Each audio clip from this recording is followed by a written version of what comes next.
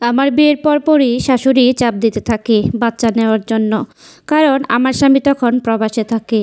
আমিও মনে মনে ভাবলাম বাচ্চা নেব। খুব ভালোই চলছিল আমাদের সংসার। বিয়ের 6 মাস পর স্বামী কাতার চলে গেল।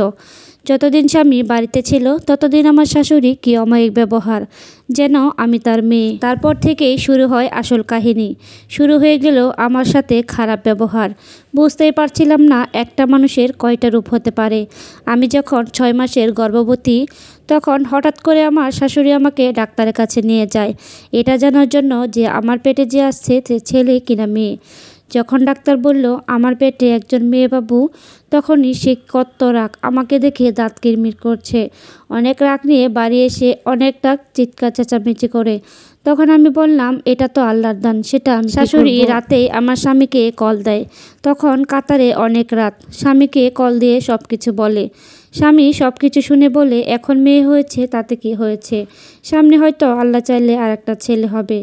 এই কথা শুনে শাশুড়ি তো আমার রেগে আরও আগুন। তারপর এক প্রকার হুমকি স্বরূপ আমার শাশুড়ি তার ছেলেকে বলল এই মেয়ে কিভাবে দুনিয়াতে আসে সেটা আমিও দেখব। এই কথা শুনে আমিও অনেক আমার স্বামীর সাথে কথাবার্তা বলে সিদ্ধান্ত নিলাম আমি আমার বাবার বাড়ি চলে যাব। যখনই আমি ব্যাগ সব কিছু গোছাচ্ছিলাম তখনই আমার শাশুড়ি আমার কাছে এসে বলল, বৌমা ব্যাগটা রেখে দাও। রাগের মাথায় কি না কি বলেছি। নাতি ছেলে হোক কিংবা মেয়ে, একটা হলেই হলো, ভালোভাবে দুনিয়াতে আসলেই হলো। আমি আমার শাশুড়িকে বিশ্বাস করে বাবার বাড়ি না গিয়ে সেখানেই থেকে গেলাম। আমার শাশুড়িকে বিশ্বাস করাই সব ছিল আমার জীবনের সবচেয়ে বড় ভুল। গর্ভবতী হওয়ার পর আমি হঠাৎ করে রাতে ঘুমাতে পারতাম না। আমি ফিল করতাম কেউ একজন আমার নাক গলা চেপে ধরত। আমি চিৎকার করে উঠতাম। অদৃশ্যভাবে কেউ একজন আমার পেটের উপর হাত রাখত, কিন্তু আমি বুঝতে পারতাম না। দেখানো যেত না, তাই কেউ বিশ্বাস করতো না।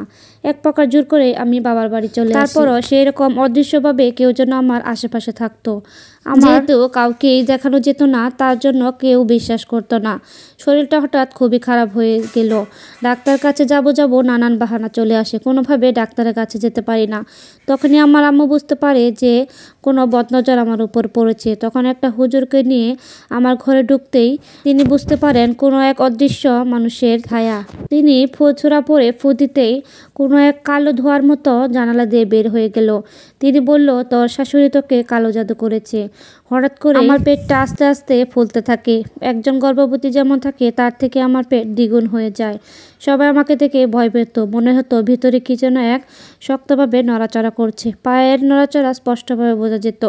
তখন হুজুর আমাকে ঘর বন্ধ করার জন্য সব তাবিজ আর অনেক কিছু আপুর জীবন থেকে নেওয়া। পরের পার্ট অবশ্যই পরের ভিডিওতে দেব।